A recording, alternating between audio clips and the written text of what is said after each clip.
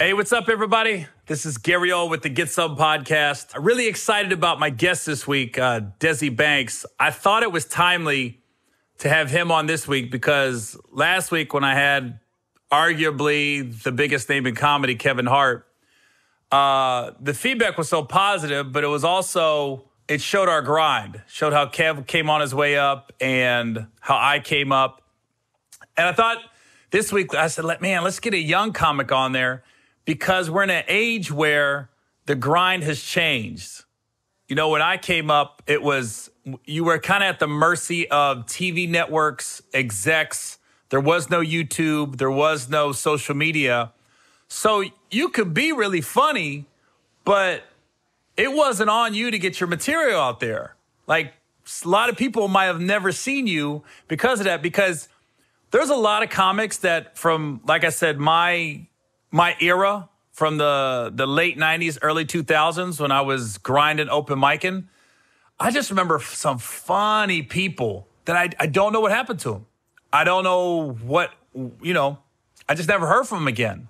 And back then, I mean, you had to audition to get on TV shows. Like there was Comic View, there was Def Jam, there was The Tonight Show, there was A&E at the Improv. Younger comics today, they're going the social media route or they're doing sketches on Instagram and YouTube. And for a long time, the veteran comics, there was a lot of backlash for the younger guys because a lot of veteran comics, like they're not grinding and they're getting work. They're getting paid to go on the road. And to some extent, I could see some of the frustration from the older comics because you'd have younger comics go on the road that wasn't ready. They didn't have a voice. They thought the sketches translated into live stand-up, which is a whole nother art form. The younger guys, they don't have the time to grow. They're growing in front of an audience. And I just thought having Desi on, I could get his side of the story this week to see how he came about becoming such a social media quote-unquote star and a YouTube presence. Because now I think the backlash isn't as bad because it's a grind. It's just a different type of grind. Instead of getting up, driving hours and stay in shitty hotels and shitty little towns at shitty little one-night comedy clubs, now the grind is getting up, getting your boys together, brainstorming, and coming up with these sketches. And some of them are so simple. And Desi's so smart with it that, I'm a sports fan.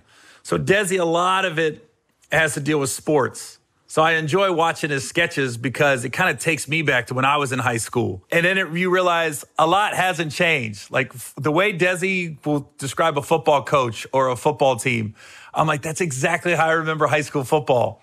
Or he did one a couple weeks ago where he was acting like reacting to a trainer, how trainers are and how you just want to cuss your trainer out. And I've always said this about personal training. If you don't say fuck off at least 3 times in an hour to your trainer, that's not a good trainer. You got to be cussing your trainer out. Because if you training me as a personal trainer and I'm not upset with you, you're not working me. If I leave a training session, I'm like, that was good. Yeah, it was a fun hour. That's not a good session. I know it because a lot of times you should look at a personal trainer and be like, why am I paying you? Why did I get up? Why am I paying you for this abuse that you're giving my body? And Desi, he showed that perfectly in a sketch. And I'll let him get into it. I don't want to take up too much time introing Desi before Desi gets on. But I thought it was an interesting dynamic that I had Kevin Hart last week, and I had Tiffany and D-Ray also. And I thought it'd be good to have a younger comic so he could tell me his grind. He could tell me when did he realize, I'm onto something here. Oh, this is no longer fun. This is a career. This is a full-time job. So I'm excited about talking to him today. And he's a guy I don't know that well. How I met Desi was my New Year's Eve show in Dallas I do every year.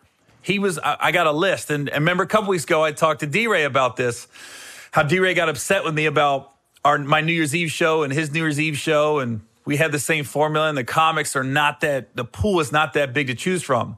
And like I said, my New Year's Eve show, the promoter and my agency, we all sit down and they give me a list of comics and they tell me who's who. Now, I'll be very honest with you. I wasn't familiar with Desi we booked my show out early. So back in like September of last year, I wasn't familiar with him. I go, no, who's Desi Banks? And they said, no, he's an Instagram, YouTube guy. He does these sketches and he's got a big following. And then that's when I looked him up and I go, oh, okay. Can he do stand up though? And then they said, yeah, he's doing all right in the clubs and everything. Because I've had a couple, I'm not going to name names. I don't want this podcast to be like that, but I've had a couple less than fun experiences with YouTube, quote unquote, YouTube guys, Instagram guys on stand-up shows that they didn't deliver and it got ugly. There was a couple on the Shaq tour. Granted, that was 9 years ago that they got booed. A couple of the YouTube comics got booed and I was like, whoa. And I had to go up right after the boo, which actually made my job a lot easier.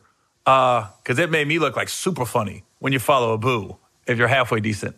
That reminds me of, there was a rumor a while ago, and I don't know how true it is. It makes sense that I heard Bernie Mac got famous on Def Jam because he was like, I ain't scared of you motherfuckers. When he said that on his Def Jam appearance, and it just ripped. Like you guys got to look this up. I'm sure it's on YouTube, but there's a clip of Bernie Mac, and I remember watching it. I was thinking I was in high school or maybe I just joined the Navy, so it had to be early 90s. Bernie Mac walks on stage and immediately goes into a joke, and then he's like, I ain't scared of you motherfuckers. And then he goes, kick it. And Kid Capri puts on some music, and Bernie does one of these numbers. He starts dancing, and the crowd start laughing. Then he tells another joke, and he's like, I ain't scared of you motherfuckers. And then he tells a joke, and then the joke hits, and he goes, kick it. And Kid Capri puts on a song, and Bernie Mac starts dancing like this. And I kept wondering, like, did he just come up with that? Well, the rumor is, and I'm sure comics can validate it, or comedy aficionados, is the person that went before Bernie got booed, and they never aired his set on Def Jam. And Bernie had to go up after that. So the reason Bernie said, I ain't scared of you motherfuckers, is because he was letting the audience know, I ain't scared of you. And it was just a perfect set. I think that set, more than any other set, is what took Bernie's career to the next level. That I ain't scared of you motherfuckers. Because that's how I knew him. I couldn't tell you a Bernie Mac joke word for word when I first started doing stand-up. But all he had to say was, Bernie who? The guy that went on Def Jam and said, I ain't scared of you motherfuckers. Kick it. I was like, oh, yeah. That guy's funny. So that goes back to Bernie flipped a boo into his act and basically took him to another level. So when I got sidetracked a little bit, but when they asked me about Desi last year, that's how I got familiar with him. And then when he did my show on New Year's Eve, he was just so personable backstage and cool. And I had another, quote unquote, YouTube, Instagram guy, Ryan Davis. I had him on the year before and he delivered. Like he was funny. He was great backstage talking and Desi was the same way. Debbie killed it on stage. But it was more off stage that I liked him. And you could just tell his whole spirit was in the right place when you was talking to him. And it's funny when you come in touch with these young guys and they're kind of like in awe of the vets. And they sit there and just want to talk to you and soak up all the knowledge. And that's why I'm excited to have him on the show today. But with Desi being on the show today also, I want to do my one verse rap lyrics. And I think it's timely because I think the most talked about rapper right now is 6ix9ine, getting released from prison. I didn't know how this guy could come out of the situation he came out of and still be doing music and hits. And I thought he was going to be in witness protection. I thought he was going to be hiding out. I don't think I've seen a guy use the internet to his advantage more than 6ix9ine. Whether you love him or hate him, and more people hate him than love him. I don't think I've ever seen a guy use the internet like he has to basically make himself a multimillionaire. He's got his ankle bracelet on now. He's using I'm a rap proudly, talking about it proudly in his music. I'm going to stay clear on my opinion on it because this is the thing. 6ix9ine is almost like it's politics. Either you're a Republican or you're a Democrat. It's like you're a LeBron fan or a Jordan fan. If you like 6ix9ine, you don't like 6ix9ine. You're not changing anybody's mind. And it could turn into a heated argument. So I am going to step back. That's not my lane. And I have no opinion, good or bad, on 6ix9ine. 6ix9ine actually, I went on the Breakfast Club years ago, and I dressed up as 6ix9ine. I had the 6ix9ine tattoo on my head. I had the tattoos everywhere. I just did it because he went on the week before me, and he had a lot of hits, and I thought it'd be funny. It was almost like I looked at it like a hip-hop SNL sketch. I said, I'm just going to dress up like 6ix9ine and see what happens. I didn't know me going in as 6ix9ine the week after him on the Breakfast Club would take off and it just went viral and went everywhere. So with the one verse rap lyric, I figure I've heard the song Gooba. I could be saying that wrong. I think it's Gooba. I saw the video when he first got released and everything, but I said I've never listened to the lyrics. So this is going to be my first time reading the lyrics. And my daughter wanted to be very clear. She did not send me this song. That tells you where she stands. She goes, Dad, don't put that on me. So this is all my own. I just want to see. I'm going to keep my daughter out of it because she usually sends me the one verse rap lyrics. This is me looking it up because I figure it was timely with him getting out and the numbers are crazy on YouTube. So this is Gooba by 6ix9ine.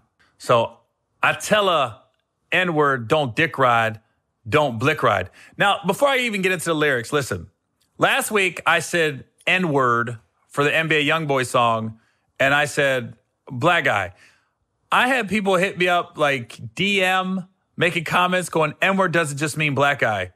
It doesn't mean that. It means any guy. I'm like, not in my world.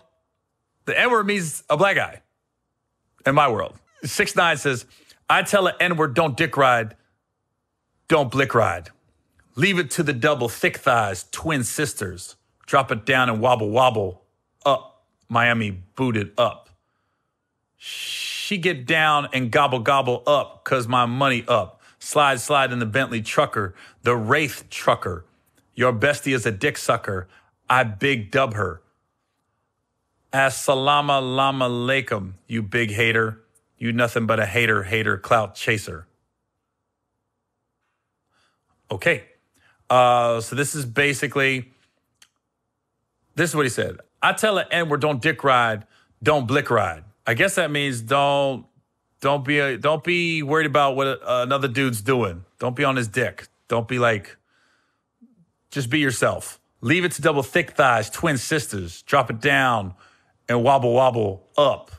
Mommy booted up. I think that means two twin sisters have big butts and they can twerk and booted up. It might be his ankle bracelet. I don't know. She get down and gobble, gobble up because my money up. That means she's going to give you a blowjob because you have a lot of money. Slide, slide in the Bentley trucker, the Wraith trucker. I think that means you're either driving in a Bentley truck or you're getting a blowjob in a Bentley truck. Your bestie is a dick sucker. I big dub her. That means, hey, your best friend gives blowjobs. Assalamu alaikum, you big hater. You nothing but a hater, clout chaser. That says he has an issue with somebody and he's calling him a hater because that somebody is clearly hating on him. Seemed pretty simple. I could be completely wrong. I don't know. But this is over 40 white guy breaking down Gooba. Good luck. I'm sure I'm going to get a lot of comments like I have no idea what that's about. Clearly that whole verse was about a blowjob, basically, is what it comes down to. It's about a blowjob. You can get a blowjob. If you got money, you can get a blowjob. And if you don't like me, I don't like you. That's really what that verse said. Oh, you don't like me? Well, I don't like you. And I'm going to get a blowjob by a girl that you want to get a blowjob by because I got more money than you. That's what I took out of it. All right, y'all. Let's bring on my guest. My guest this week, I'm excited. Like I said, I had him on my New Year's Eve show in Dallas last year. And this is when you know you're getting older as a comic. So Desi comes up to me backstage. I've never met the guy in my life. And first he said is, oh, Gary, you my mama's favorite. I was like, what the fuck? and then he puts me on the phone with his mom. And his mom proceeds to tell me like, I've loved you for so long. And then Desi like, yeah, we used to watch you when I was like in first grade. I was like, what the fuck? How old am I? So my guest this week is Desi Banks on the Get Some Podcast. Desi, what's up? What up, Gary? Now, were you at Atlanta? Yeah, I'm at the crib in Atlanta, yeah. Did you grow up in Atlanta? Yep, East Atlanta, man. Yep, wow. Born and raised. Yep. And I was talking about before you came on. I was excited to have you on this week because the last 3 weeks I had Kevin Hart, D. Ray Davis, and Tiffany Haddish. Well, those are all I consider I say comics. We come in like frats eras. We're all the late '90s, early 2000s era, and me and Kev and Tiff and D. Ray, we was talking about how we was grinding in the beginning, like early stage of our career, and when we started. We were kind of at the mercy of the networks, TV execs. We couldn't have control as comics do nowadays, where there was no YouTube, there wasn't Instagram or Twitter or anything. The younger guys nowadays, you guys have a lot more ways to build your fan base without having to go through the red tape. You can build your own fan base now, and I think you, DC Young Fly, the Hudson brothers, Ryan Davis, Just Hilarious. I think all you guys and girls are taking complete advantage of the opportunities that you're kind of giving yourself. Now, how did you first be like, you know what? I'm gonna start doing sketches on YouTube or was it Instagram or YouTube? Did you start out? I started on Vine back in 2012. Oh wow. God, I forgot about Vine. Yeah, I started back then, man. That's when it started for me, But then I wasn't really taking it serious as I'm taking it right now. I would say, because at first I played sports and sports was my first dream when it came to chasing a dream and whatnot. I wanted to play football. I went to college and played ball as well. I graduated from Georgia State University. I was a receiver. I didn't start really tapping into it until 2015. That's when I started on Instagram. And that's when I started really being consistent at it. And just, I found my purpose in it. And I found out that, I can make all these people laugh, outside of doing, the football stuff. Actually, with that, I could say my gifts and talents always been with me. I was always the funny guy on the team. Growing up, winning most humorous in high school and, being inspired by people like, yourself, Eddie Murphy, Martin Lawrence, not knowing that I was going to be doing something like this, growing up. But, I always knew that I wanted to be different. I wanted to be separate. I wanted to be somebody, I wanted to make it in something, and I felt like, it didn't click. It didn't click. I say, man, it didn't really click until maybe I start doing stand-up comedy. That's when I really felt okay, this is really, really serious now. Being on stage with comics like you, Mike Epps, Bill Bellamy, D. Ray Davis, guys like that. It's that's when it really it was amazing. All your mother's favorites? Yeah. For sure. So you're doing Vine in 2012. Yeah. And then is Vine still around? No, it's not Vine anymore. I think the new Vine now is TikTok. I think the new Vine is TikTok now. My friend actually introduced me to Vine because I didn't know what it was. He was like, man, you funny, man. I think you should get on this Vine thing. I'm just like, man, I don't know nothing about no Vine. And I ended up getting on there, and it was crazy. The first video that I ever did, it went viral. And that's when I was like, oh, okay. But I said, I still wasn't taking it serious because I was still into sports. Mm-hmm. And, sports ended up not working out for me. And 2015 came, I graduated from college. And that's when I started taking my acting class seriously. I started getting into, doing the social media, man. And like I say, I found my purpose in it. My gifts and talents that God has blessed me with. I'm touching way more people than I would have touched, playing football. So that's how I look at it. Once God closed one door, that next door be something beyond that we, expect. I never thought, I didn't have this vision at first, but I was always inspired by it. I was always a fan to this day. Little Professor is my favorite movie to this day, man. That's who inspired me, with my character work and a lot of things that I do, from the comedy side. So, yeah, man, it's great. It's good. So, 2015, you say, okay, Vine's done. I'm going to start. You did start getting on Instagram serious. Mm-hmm. Now, were you doing stand-up at that point? No. No. When's the first time you started doing stand-up? 3 years ago. I started doing stand-up in 2017. Was that always the goal, or is that the bug hit you by doing the Instagram videos and getting all the, being funny on Instagram? He's like, I'm going to try to transfer this to the stage. Yeah, I'm going to be honest, man. It took me some time to get to that stage. I'm not going to lie.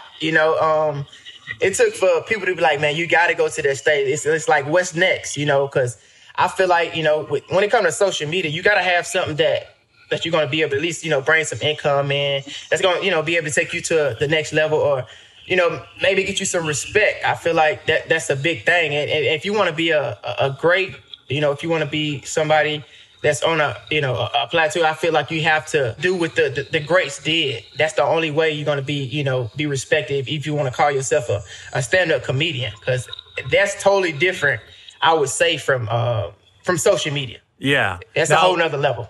Where and when was your first time on stage? My first time on stage was at a lounge. In Atlanta, in Marietta. I was hosting this comedy show. I remember it was like yesterday. It was okay. I was.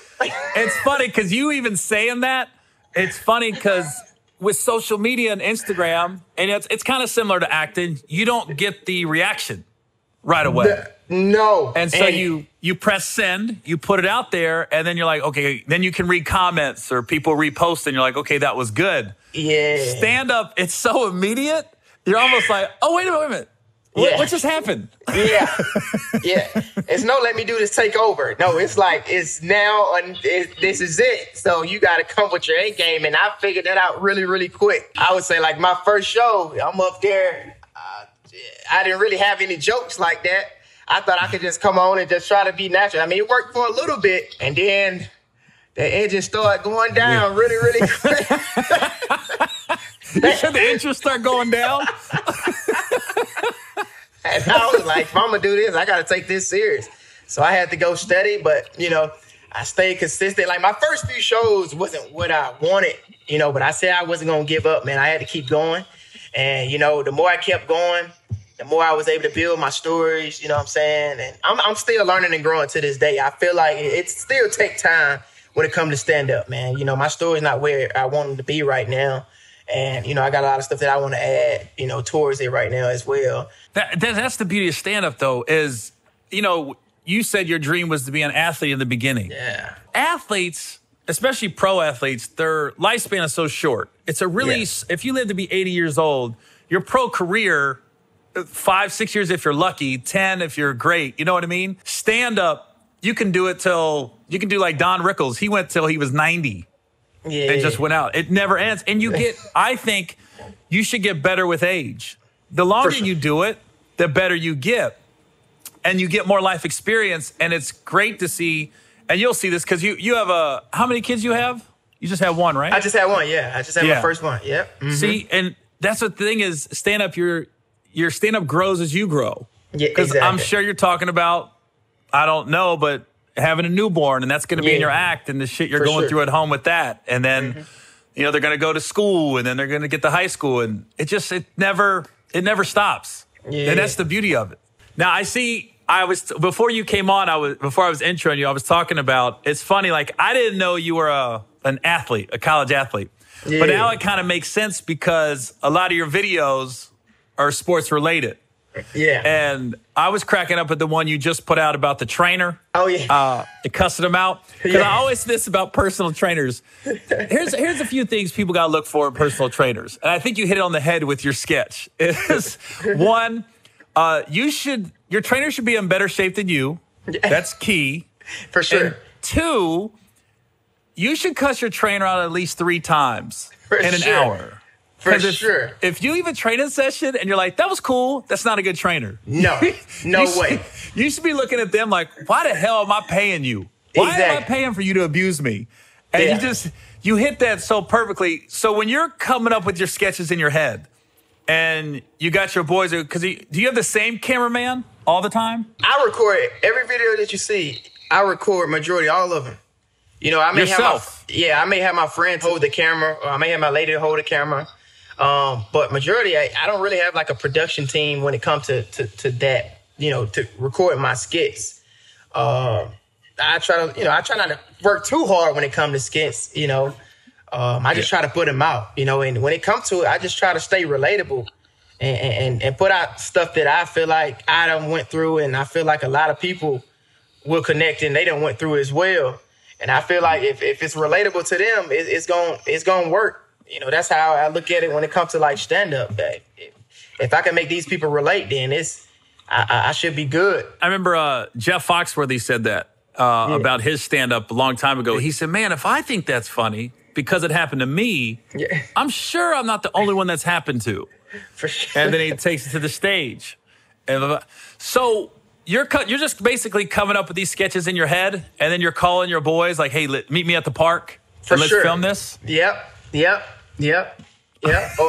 I might ask them and say, "Hey, what's some stuff we used to do when we was a kid?" Or what's some stuff you done went through that I can relate to, you know, to keep, you know, ideas going. So I hit people up as well just to, you know, get ideas sometimes too. The funniest one to me that you've done, and this is me being a high school football player, was when you did the high school football. How high school football players act? Yeah, I was shocked myself. I didn't even think they was gonna let me do that, man. But my coaches and, you know, my high school coaches was so into it, and I was just like, "Oh yeah, there's no way I can't do it." You guys were in full uniform. I had my whole football old jersey on and everything. That's how I was watching the video like, where do you get the helmets? Like, here's me as just somebody watching it, they're just laughing about it. Yeah. But, you know, comedians, we watch something and we process everything in the video. Yeah. So I'm like, okay, it's funny, but then you're going, wait a minute. He got a full uniform on. Where did he just go? I'm thinking, did they go to Dick's and buy a bunch of shoulder pads and helmets? I can say I did that. I did a baseball one, and I went to go buy all the baseball stuff just for that video. That I probably did that one time. And the garbage man one I did, I actually went to Walmart and got the Dickie uniform with the lime shirt. Yeah. And my friend, he actually gave me like the jacket that he worked for, and that made it like complete, man. And it was crazy. Like some of these videos, I'd be like, y'all sure y'all gonna let me do this shit? Cause y'all get in trouble, but that shit ain't on me, man. You know. So, and they be like, yeah, man, go ahead. I'll be like, all right, cool, you know. So yeah, I done did a few. I did FedEx. I did the garbage truck man. I did the band from my high school. Yeah. I did the coach at my high school.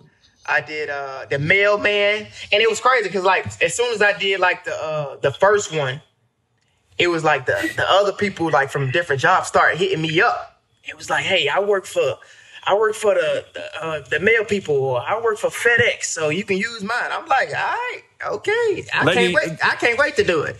Let you use the uniform and truck. Yeah. but we'll tape up the numbers like on a truck. Like we'll get a big sheet of paper and tape the numbers up, so you know they don't see none of the numbers. So if they wanted to investigate, they don't know they don't know who truck it is. Your videos aren't like how can I say it? They're not like you're not attacking a certain company. You're basically taking the simplicities of a mail truck driver or a football coach, and you're not putting them down. You're saying this is the reality. This is what it's really like. This is how we really see a FedEx driver, how we really see a football player. And then I even saw you on wasn't you you did something with the Falcons for the draft? Yeah, I introduced the first draft pick, the cornerback we got, AJ Terrell. You know, I'm starting to be a brand ambassador for the Atlanta Falcons. So that's what I've been doing lately. I got something coming up what I got to do with them on Monday that I have to do that, you know, quote unquote, I'm going to be, they're going to introduce me in this team meeting, I would say. And it's going to surprise the players. It's going to be crazy. Yeah. Good. So this will already be out there. Good. Yeah. Kind of like, no, this, we'll make sure we hold this till after Monday. I promise you, Desi, I'm not going to mess you up. So just know, we pre-recorded this. And we're going to hold it till Tuesday. So the Falcons be surprised. So you're kind of doing what Will Ferrell did with the Seahawks? Yeah. How he surprised them on the Zoom meeting? Yeah. And are you a diehard Atlanta Falcons fan? Diehard. They hurt me every time. Yeah, man. Dude, Desi, I'm a Cincinnati Bengals fan. I don't want to hear... No complaints about going to the playoffs, bro. but listen, man, I'm saying I'm still stuck on the Super Bowl 3 years ago. I'm still stuck on that. We was up 28-3 in halftime. Yeah. It's no way. No way. Nah. Tom thought the game was over. You should have saw him on the sideline. He was done. He's made a comment. He was like this. Okay, we're not done. We're not done. You could that Super Bowl. You could feel that momentum shift. I'm watching on TV like, oh, they about to win this. As soon as they scored 2 touchdowns in a row, I was like, they're gonna come back. They're gonna come back.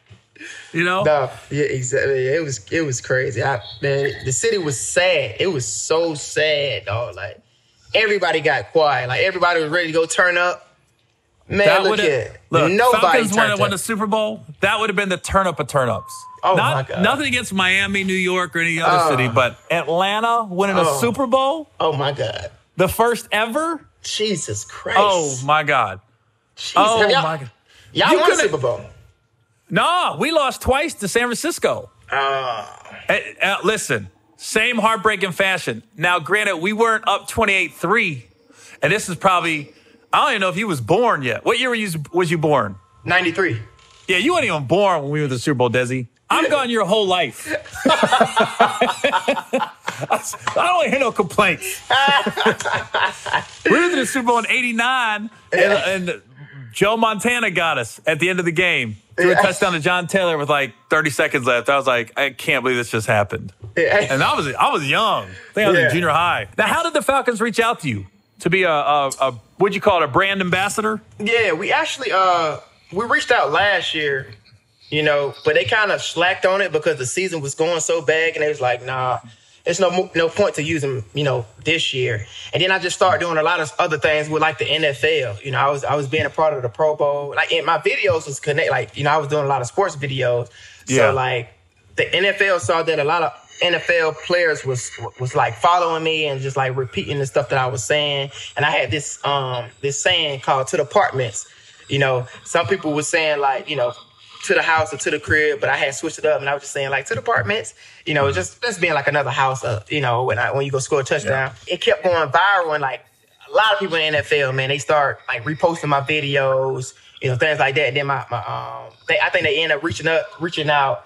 And we end up doing some stuff with them on at the NFL Network. Ever since then, we just had that connection with the NFL, and they just started to hit me up and just allow me to be a part of different things. The last thing I went to, they invited me to the Super Bowl.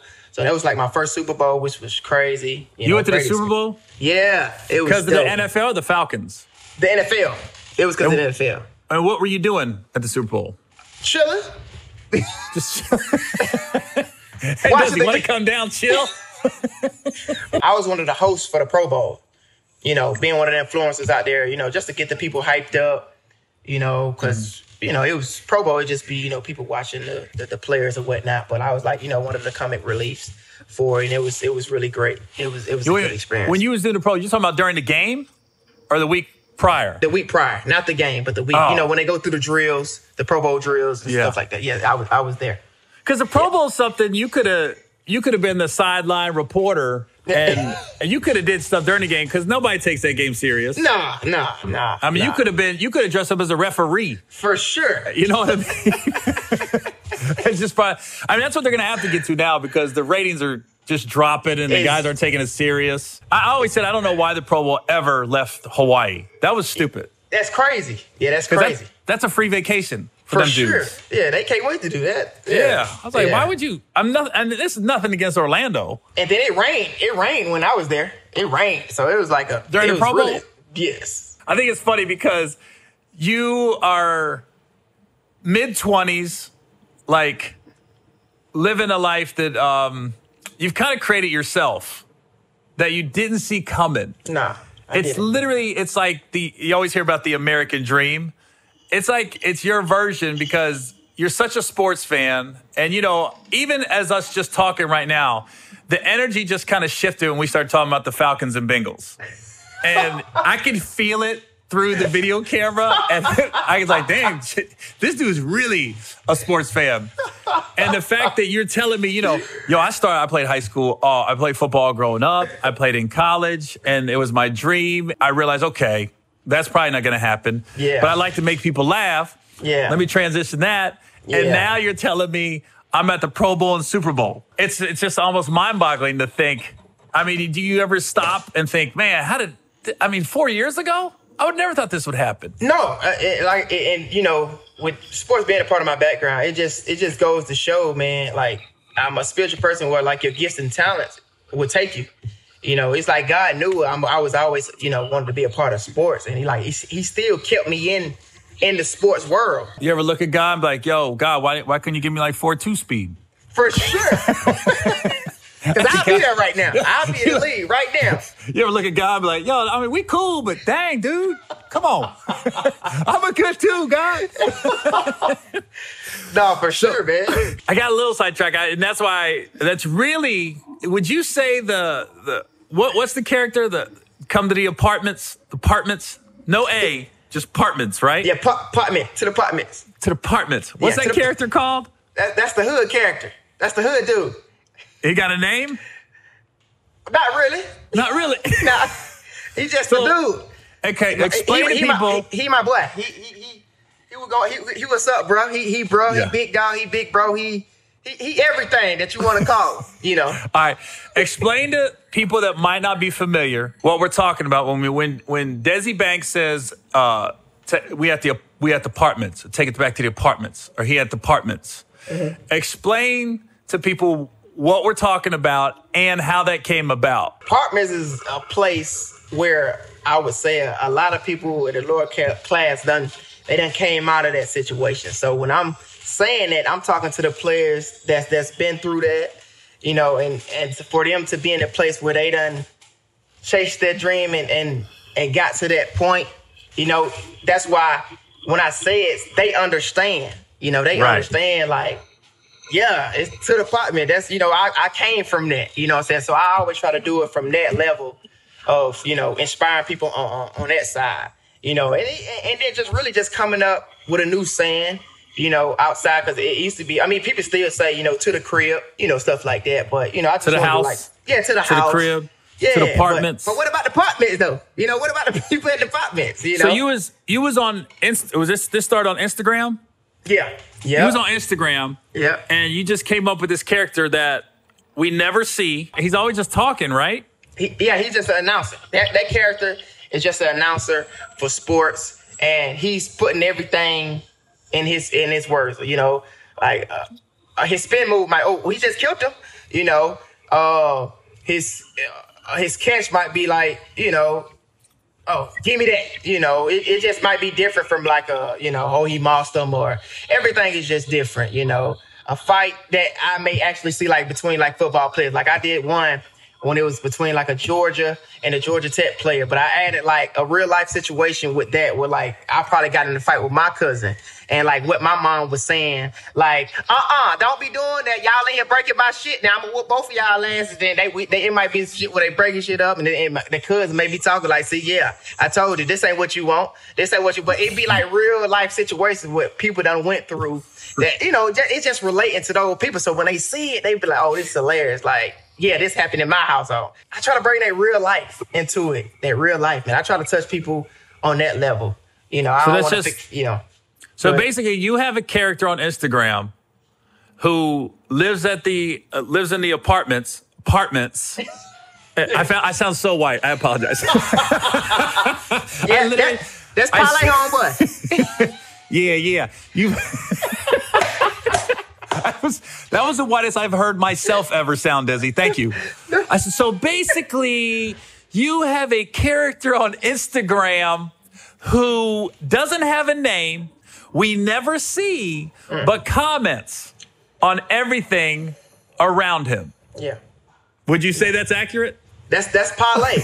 Everybody that's parlay. That's what I was trying to get. Parlay. Everybody want to know who Parlay is. Nobody ever seen Parlay. Nobody ever seen Parlay but me. Parlay lives in the apartments. Yeah, in the apartment. Yeah, with his little girl and his baby mama. Little girl, baby mama. Okay, so let's backtrack. Let's go for the white people that's never seen Desi Banks. Yeah. We're going to break this down slow. Desi has a character called Parlay on Instagram. Yeah. Hysterical. Yeah. You never see Parlay. No. You hear Parlay talking. You hear people talking to Parlay on Instagram. Yeah. But we never see him. But we know he lives in the apartments, a.k.a. apartments. For sure. And he will break down anything going on in the world in the only way parlay can. Yep. And you know what it reminds me of? When I first saw you on Instagram and doing the parlay stuff, do you remember Tool Time with Tim Allen? No, Come on, Desi. Okay, we're gonna generational gap here. Yeah, okay. If I see it, I probably. Tool Time was one of the biggest shows on TV when you were born. Okay, that long ago. He had a guy on Tool Time, his next door neighbor.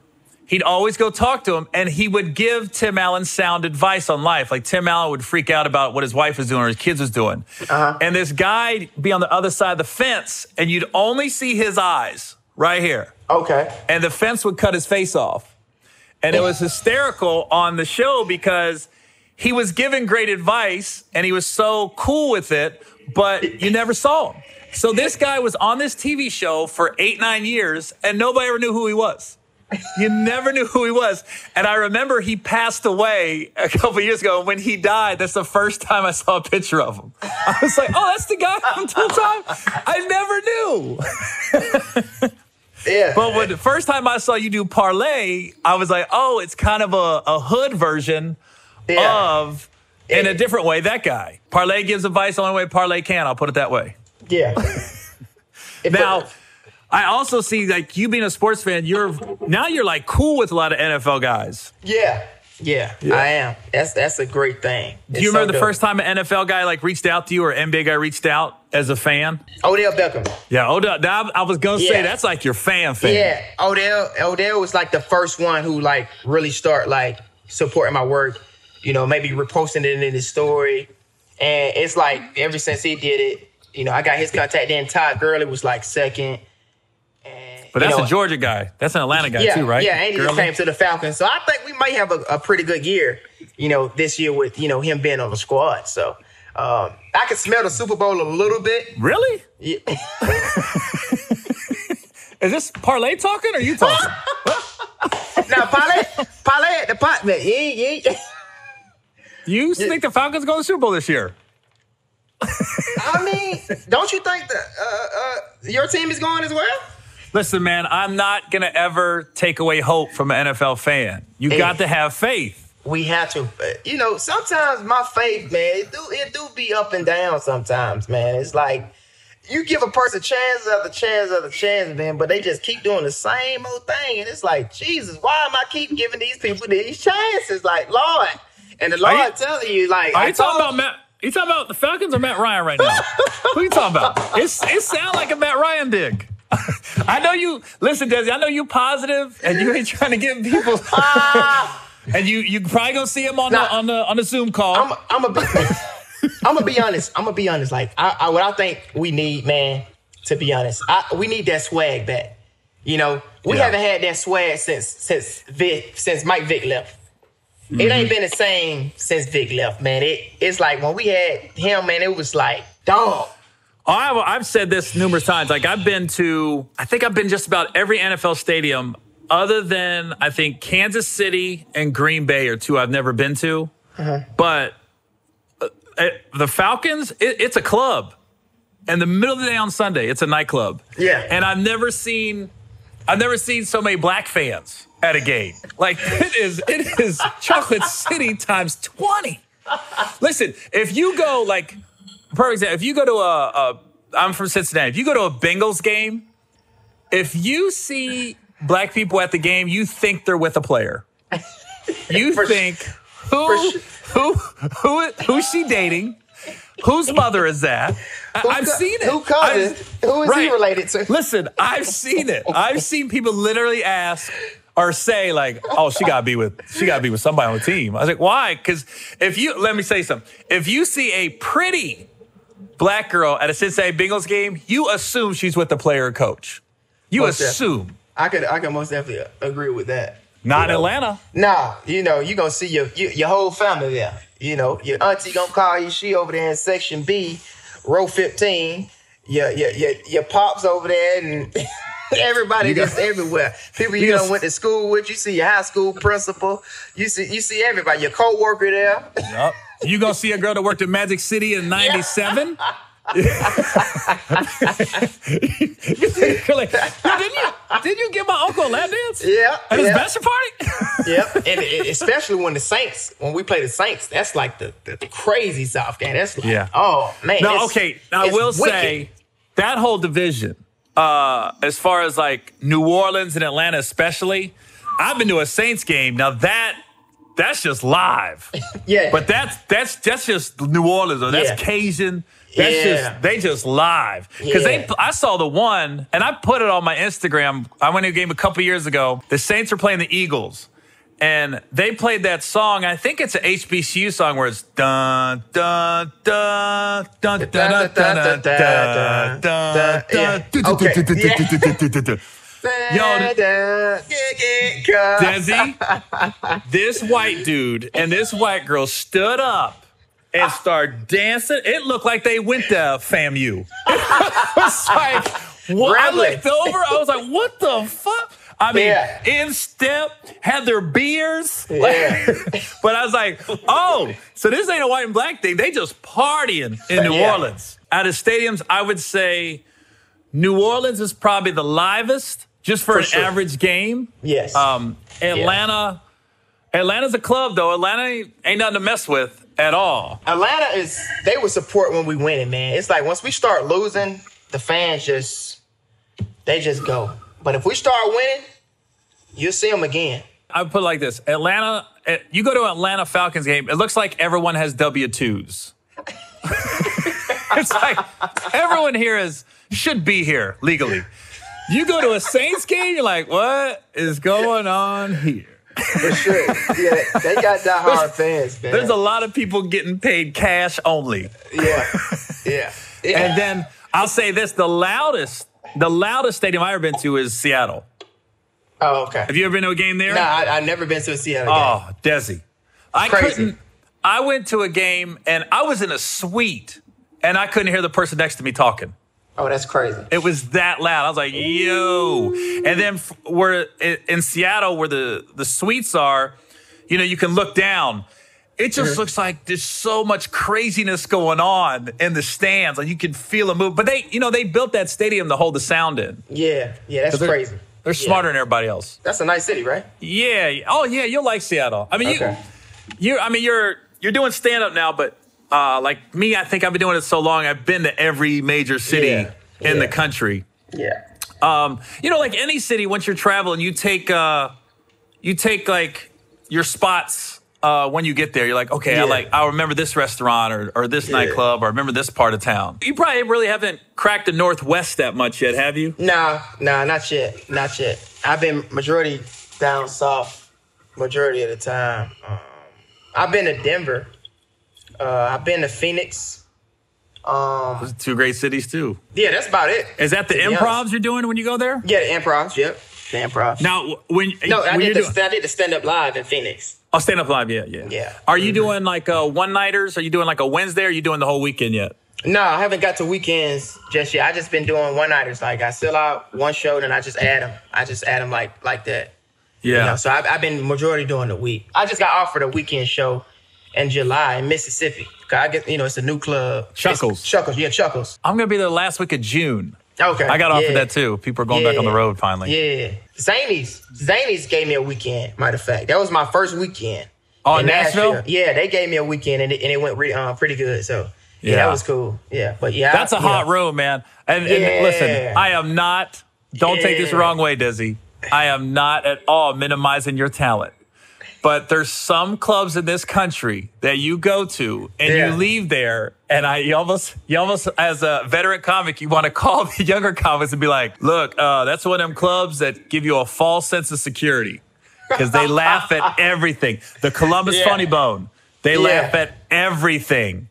Zanies in Nashville, they laugh at everything. I've seen comics leave there like, I'm like this. Yo, there's something about those rooms. Yeah, it's crazy. Off the top of my head, Columbus Funny Bone, Zanies in Nashville. Yeah. I'm trying to think of another room where you're just like, yo, they laugh at everything. I think Charlotte. The Comedy Zone. Oh, my God. Oh, but also, it's the way they're built. Like, Charlotte, the room's so small and the ceilings are low. Yeah. So the laughs just stay there. they just It's reverberate. crazy. You know what I mean? You'd be like, God, this is crazy. Yeah. You're like this. I'm ready for my special. Like, we should have filmed it tonight. Until you go to another city and you feel like, okay, this joke just hit at this club. Crazy. Yeah. But why y'all not laughing at it the same thing? But it's like I always say, like, I always tell comics too, I was like, you're never as good as your best set and you're never as bad as your worst set. I was talking to Kev last week about that, and we was talking about bombing. And, you know, every comics, you're going to bomb. You're going to hit a flat audience. But the bombs make the best stories 5 years later. Not that night, but years later, the bombs are the best stories. Yeah, like, the best. I remember, oh, my God, man. I remember I was in the Bahamas, bro. Well, okay, before you even get into that, let me just say, the Bahamas, they laugh slower. It's a slower pace of life. So I already know what you're going. Go ahead. Dog, I was up there, you know, saying my set. You know, I get on, I'm, you know, da-da-da. And, you know, I'm saying I said my first joke. Dog, I don't know if I was too Southern. I kept going, I kept saying my jokes. And, dog, I just started to see, I was cringing. I was like, I'm not going to fall. I just started seeing people walking out, bro. Was you last? And yes. Okay. And I was like, what's going on? I've never been through this, so I didn't know what to do at the time but to keep going. Yeah. You know, but, you know, starting off, I was so into like, you know, I'm just going to focus on my set. You know, I'm just going to finish it, you know. And maybe like 10 people walked out and people started talking during my set. And I'm like, yo, I'm cringing, dog. I'm cringing. And I came to a point, I was like, all right, yeah, that's my time. And so, like, and somebody said, about time. And I was, oh, wow. Someone in the audience? And I was like, oh, okay. About time. And what was like really, like, what like really hit me, maybe like 2 or 3 people came up to me after the show. You know, after the show, you try to get your pictures and stuff, da-da-da. So I was trying to see if I still had like some supporters or whatnot, you know. And, you know, people was leaving. I probably had like 2 or 3 people that stayed and was like, hey, man, you know, don't worry about it. Just keep going. And one dude was like, dog, you sounded so scripted up there, you know? And I'm like, okay. Yeah. And but I was like, dang. In my mind, I'm like, did I even do this stand-up? Is this like really for me, man? Like, you know. No, that's what helps you grow. And like I said, now we're laughing about it. Yeah, I was like, everybody goes through. And, you know, when you said they were walking out, I was like, if you're last, and I was talking about this with other comics, I go, comics, we know there's a lot more that goes into a show than just everybody go up there and rip. I mean, if the show don't start on time. So let's say a show's supposed to start at 8 o'clock. And it didn't. It didn't. Right. Yeah. So you got some people that get there at 7. Yeah. They get there when the doors open. They're excited for the show. Yeah. So they're sitting there at 8. If the show don't start till 8:30, let's say. So now you got people that are kind of restless already. Yeah. So the first couple comics, they're going to be probably dying because, okay, the show's going good, everything. By the time the last guy gets up there, and this is not a knock to you, don't take it wrong. If it's like an ensemble show, but there's not like a headliner where everybody just came to see that dude, like a Kevin or a Chappelle or a Rock or something like that. I go, if it's just basically an ensemble and you're the biggest of the ensemble and you're going last, you know, you got people there just to see the show. Yeah. So they're just excited for the show, so they're tired. That host was being an asshole. It was taking up all the time? Oh, my God, man. And, you know, he knew I was from social media, and it's like he was trying to prove a point or something. Was he a U.S. comic or a Bahama comic? He was Bahamas comic. So it's like we coming into their house. And I'm talking about like the last comedian had just came in and he got back on and probably did like an extra 20 minutes. And I'm like, and it's already late. Yeah. And I'm like, come on, man. This is crazy. Like, Jesus Christ. And the more you do this and the more you'll grow, you'll figure out how to get through that.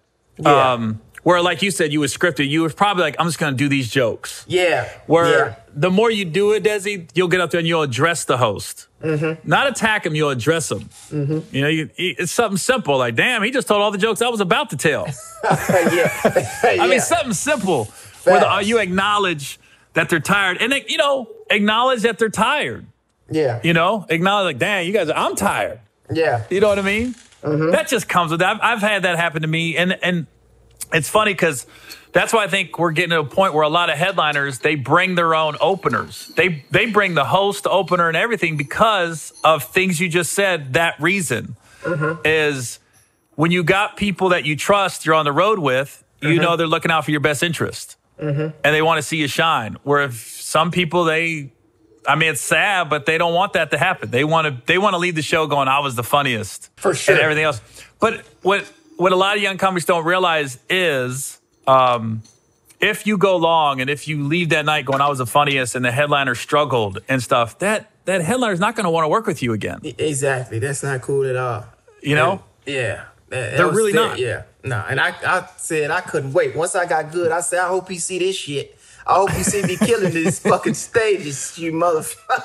What year was that in the Bahamas? That was the beginning. That was the beginning stages. Oh, right at the beginning. But I think a lot of that is, like I said, a lot of old school comics, and I hate to say I'm old school, but I've been around for a while, is there's a bit of, I don't know, animosity towards the internet guys. And I think it's going away. I think now. I think in the beginning, when the YouTube guys and the Instagram guys and the Vine guys were getting work and making money on the road, because, you know, it doesn't matter how funny you are. It's, can you put asses in the seats? Can you sell tickets? Yeah. I think a lot of the quote unquote old school comics was like, man, these young dudes and girls, they didn't have to grind. They didn't have to stay at shitty hotels and, you know, do these shitty one-nighters. I go, but you guys are grinding. Your grind's different. Yeah. You're just grinding from the house. Yeah. You know? Yeah. Yeah. Because you could easily just sit around and be like, I'm good. I don't need to do no videos no more. Yeah. You know, but the fact that, I mean, that keeps you young, that keeps you sharp, that creative process of you coming up with these videos, as simple as they seem. You know, that's your grind. It is. And I still feel like, you know, being a stand-up comedian, you know, we still have to go into y'all's world. Like, we have to go to open mics to work out jokes. You know, we have to do these things. We have to still go into, you know, you all grind some type of way, you know, to work those jokes out. Like, you know, you can't. And I, like, at first, like I said, I wasn't doing open mics at first. You know, I thought I was just going to be able to just, you know, go up and just start doing jokes. But then I realized, okay, I got to really go work these jokes out, you know. So I took the craft, like, serious. Like, and, you know, like I said, I'm a student of it. So I did my research on, you know, what I had to do to, like, you know, to become, like, a good comic, you know, when it become, you know, being on stage and stuff like that. So I still respect you all's grind, because that's something totally, it's different. And I feel like, you know, social media, it's really good. It's something that's going to build, you know, it'll build your foundation. But it's like, okay, all right, if it was to crash, you know, or if something was to happen, you know, what would be next for you? Or, you know, how would your name, you know, live on, you know, outside of that? You know, because I look at, I mean, shit, I'm like, y'all, stand-up is not going nowhere. You know? Never. Those comedy clubs not going nowhere. You know what I'm saying? So there for the rest of your life. Hell yeah. And you know, it's only a few social media comedians that's actually doing it. You know, it's not a lot. It's not a lot. My podcast isn't here to throw people under the bus and things like that. No. My thing is, most of the internet guys, it was funny. The first couple I came in contact with was like really cocky. I was like, whoa. Yeah. But then ever since then, everybody I've met, like Jess Hilarious, Ryan Davis, yourself, the Hudson brothers, I would say off the top of my head, those are the ones that I know and I've worked with. Yeah. They've all just been, everybody been so cool and just like, you could tell they want it. Like you could, when I met you, I could tell you wanted it. When I met Jess, when I met Ryan, for the right reasons. But then when I met you in Dallas New Year's Eve, you can just tell you guys just like, you're looking at us I was excited to see you, Gary. I want you to know that, man. I was like, Nick, I'm on the show with Gary, dog. This is crazy. Yeah. Well, the good thing about it is, the show's New Year's Eve, so December 30th, 31st. But I sit down with my agent and I sit down with the promoter back in like September. And they give me a list of like, let's say 20 comics. Let's get a quote unquote internet guy. Because I had Ryan Davis and he did great. And then I was like, well, okay, let's get an internet guy. So they sent me a list of like 10 internet guys. And I was like this, I'm going through it. And then they kept saying, look at Desi Banks, look at Desi Banks. I go, okay. So I wasn't familiar until last September. And then when I saw your stuff, I said, okay. I said, he does stand up too? And he's like, yeah, he's doing good. He's doing, they was telling me you were doing the one-nighters at the clubs. And stuff. So I do my due diligence. I call the clubs and the managers and I start asking. They go, yeah, he's good. And that's how you got on the show New Year's Eve, and that's how we met. That's good to hear. Yeah, that's really good. The club managers are vouching for you as well as the promoter. Nice. Because I ain't gonna lie, there'd be some that be like, you don't want to deal with that. You don't want to deal with that. Do you remember when you first started like making money off the internet? Were you like, whoa, there's money to be made here? For sure. And that was like the biggest thing. It was like, okay, if I don't want to work no more, how can I bring in income? So I felt like at the time I was getting shows, like people was hitting me up about like, hey, can you come do a comedy show? Here, there, so before I even started, I was getting no emails, but I was like, I was pushing them to the side. I was like, man, I ain't trying to do no stand-up for real. I ain't trying to do that. You know what I'm saying? So I was like, nah, I'm good. But then it came to a point, I'm like, okay, now I need some money. My ex-lady was like, okay, you need to do something because if you ain't going to do that, you're going to... You said your ex-lady. Hold on, let's rewind that. You said your ex-lady? You talking about the woman trying to crush your dreams? That's what it just sounded like. My ex-lady's like, you got to get a job. Yeah, ain't no money in this social media.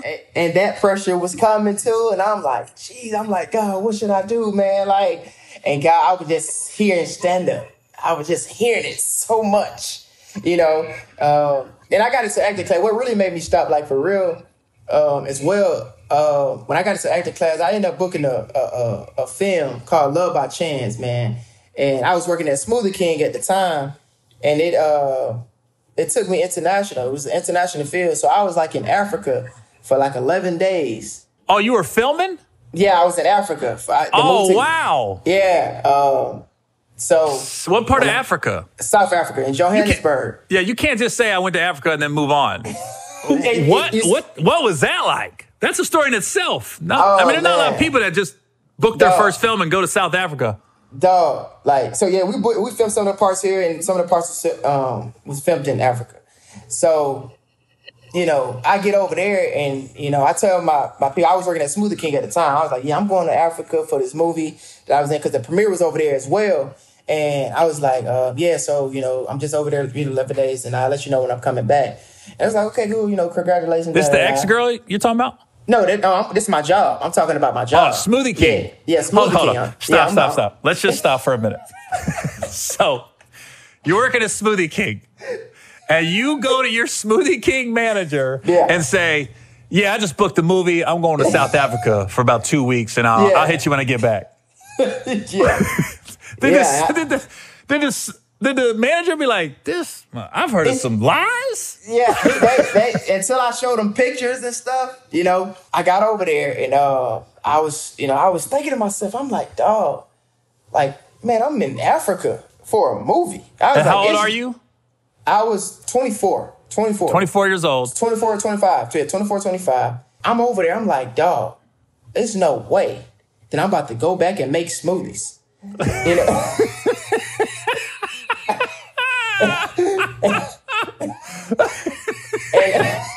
Like an epiphany hit you? Dog, Look, man, I'm not here. The goddamn put me here to make smoothies, man.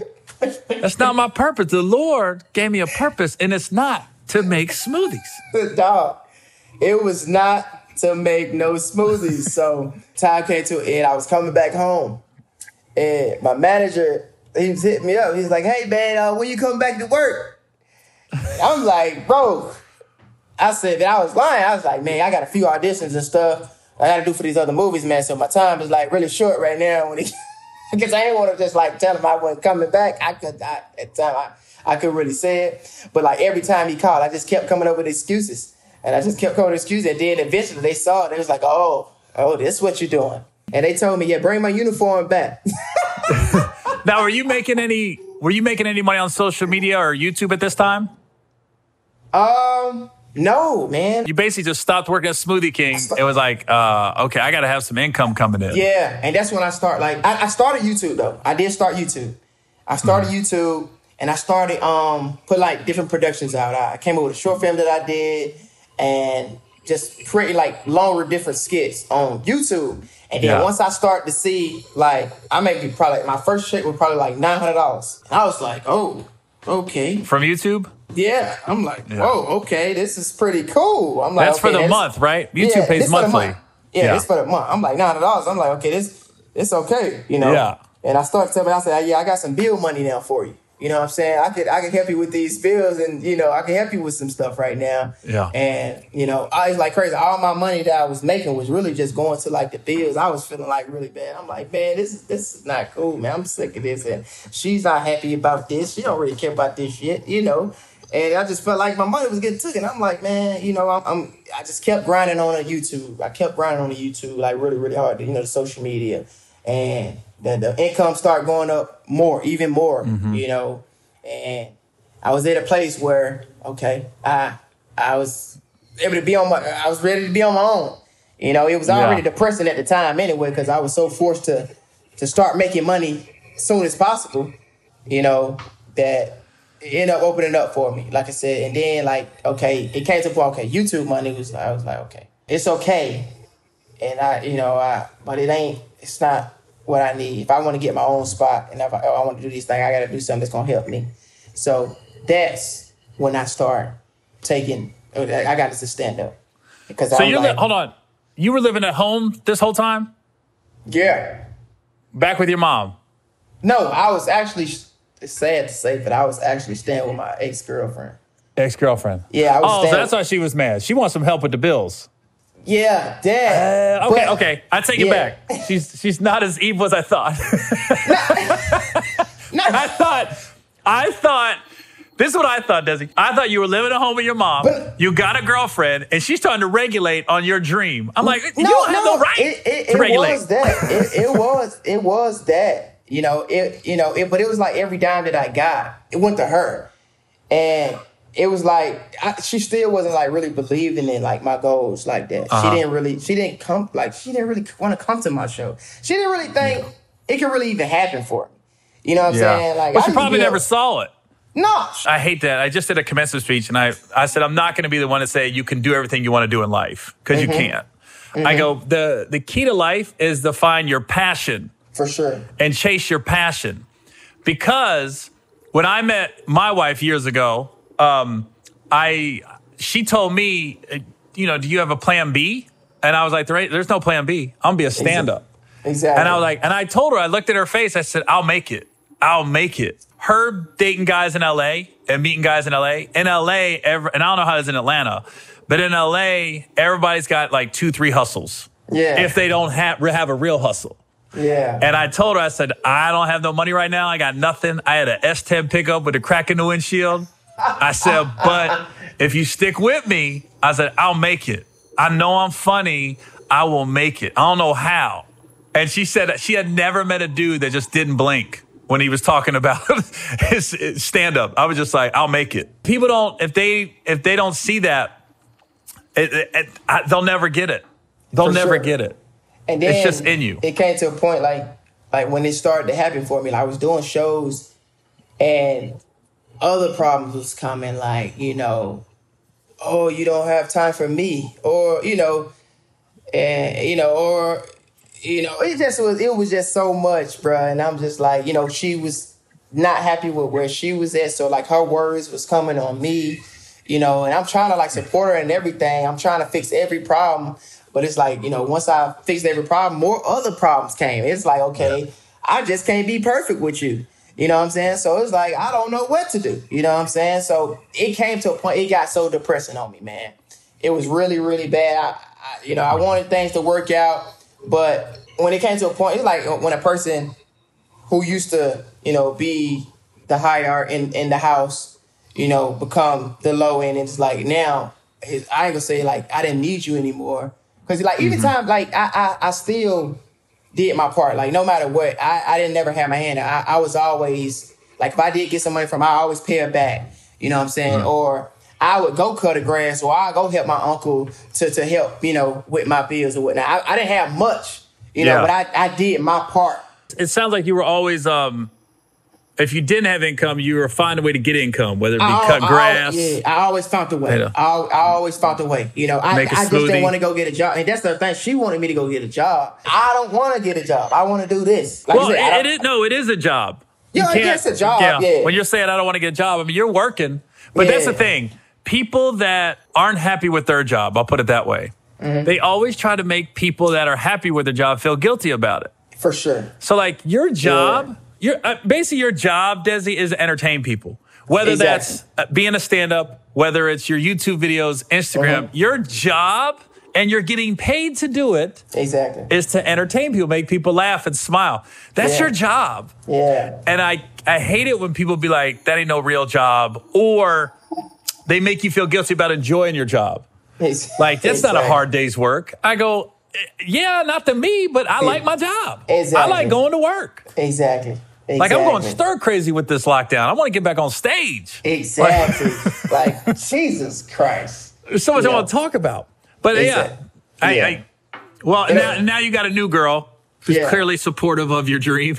Major. And, I knew her back in 2015. We was always friends. We actually went to college together. But, we re-clicked. It was crazy. We re-clicked at a show that I did at Georgia State. That's how we reconnected or whatnot. She was always a supporter, a fan way before, we reconnected again. So that was amazing. And I don't have to ask her to come to a show. I don't have to, ask her to help me with a video or help me record something, or she'll just do it. She just do it because she like it. Yeah. She's a fan of comedy. Like she love comedy. Is she trying to get in front of the camera? Or no, she's cool just filming? She don't want to get. She don't want to get in front of the camera. Yeah, that's good. Yeah, for sure. Yeah, she don't. You don't want a fans only page. Just fucking with you. I'm like this. Hey man, we in a pandemic, baby. You look real good in that video we put out a couple weeks ago. Man. She don't just laugh at me. She laugh at other comics, man. Like she love comedy, man. She work hard herself. She in school. She in medical school right now at Mercer University. So she's chasing her dream as well. So she understand. If you believe in it, you can achieve it. So. And you guys just had a kid, right? Yeah. Yep. How old? He's 2 weeks. 2 weeks. He just turned 2 weeks yesterday. Yeah, little man, that's guy. new. Yeah, man, little guy. He's a little guy. Was you in the delivery room? Actually, I wasn't, and that's the kind of sad part. Because of the COVID. COVID, yeah, it was crazy. And she actually got tested, but the results didn't come back quick enough. But it was a doctor that was there, was trying to fight for me to come in. He was like, man, just let him come in, Because she had a C-section. So it was going to be like really quick anyway. She ended up calling me. I was there throughout all the other processes, But when it came time to get the baby out, I wasn't able to go in. But it's like soon as she went in, and she might have probably called me on FaceTime like 10 minutes, minutes ago. It was so quick. She's sitting on the phone crying. I'm like, what's going on? And I'm about to look, and she's like, the baby right? I'm like, whoa. I'm like, wait a minute, like, that's crazy. And she FaceTimed as she was delivering? Yeah, she FaceTimed me while they was cutting her up, Wow. Yeah, it was that's crazy. Some strong meds. Yeah, epidural, whatever they call it. Epidural? Long needle. Yeah. That they shot her in the back, that numbed her that paralyzed her legs for like a few hours. Yeah. And she hung up the phone, and maybe like 3 minutes later, right? This was crazy. I get a knock at the door. They was like, hey, come on, see your baby, right? I'm like, damn. So I'm thinking the baby's still downstairs. So, and I'm thinking I'm about to go downstairs. So this was crazy. My son was sitting right there on the side, like right there by the door. So I'm like, yeah, let's go see the baby. I looked at that baby, and I'm thinking my baby's still downstairs. And they was like, yeah, here go your baby right here. And I'm like, oh. You was about to be an absentee father from day one. No, I'm good. Oh, no, I want that one. No, I want the one upstairs. I don't want that baby. Newborns are funny, man. Because I always tell people, man, don't post a picture till the baby's like a week or two old. Because all newborns look like aliens. They do. Because they do. I remember my son had the biggest nutsack I ever seen in my life. And I go, holy shit. It was so huge. For sure. Don't do this, Desi. I don't know if you've done it or not. And tell your girl, don't do this. Don't post this. Don't do this as your baby gets older and stuff. You send them baby pictures. Don't be like, isn't this the cutest baby you've ever seen? Because if somebody has their own kid, they're like, no, motherfucker, my baby's the cutest baby I ever seen. Exactly. And she the type to do that. If I say yes, that sees my baby ain't attractive. Exactly. Just say, I have a cute baby, or I love my baby. When people say that, like, isn't this the cutest baby you've ever seen? I'm like, nah, my baby's the cutest baby I ever saw. Then they start critiquing your baby. Exactly. Look at his nose. Why his nose look like... Right. Ooh, he definitely got Desi nose. But yeah, he's getting darker. Like, yeah, he's becoming looking like me now. Like, first he came out white as hell. Now he's dark. He's dark, dog. Like, he's getting Isn't that dark. Crazy? Yeah, it's about crazy. Black babies? It's crazy, they'll come out real light and end up real dark. Yeah, I'm like, damn. Like, yeah. It's almost crazy. Like when my wife, when she lays out by the pool and she'll come in and she'll like pull her tan line down. She'll be like, Gary, look how dark I got. And I was like, you was already dark. It never looks like she tan. It looks like her regular skin tone's the same and the bikini line is lighter. I can't explain it. It's like, you look the same black. It just looks like you're lighter black where your bikini line was. I'm like, it's such an interesting thing. Like white people, you could tell. Yeah. Like we take a white girl takes her bikini thing down. You're like this. Okay, that's your regular whiteness. Now I can see the tan, but that's white. Yeah. Black people is always funny because I'm like, it looks like you're the same black. It just looks like you're lighter black. The bikini line. If that sounds right, I don't know. No, for sure. That's how I was looking at my wife. Okay, so I don't want to keep you all day. I really appreciate you coming on. But listen, I always ask my guests this, every guest. And granted, you've been in what? You've been in one film? I've been in Love by Chance and I was in Little. I was in Little with Issa Rae. The one in I was in that. I was the Postmates guy in that. That's right. I apologize. Yeah. I apologize for that. I said, well, shout out to Will Packer. We had Will on a couple weeks ago.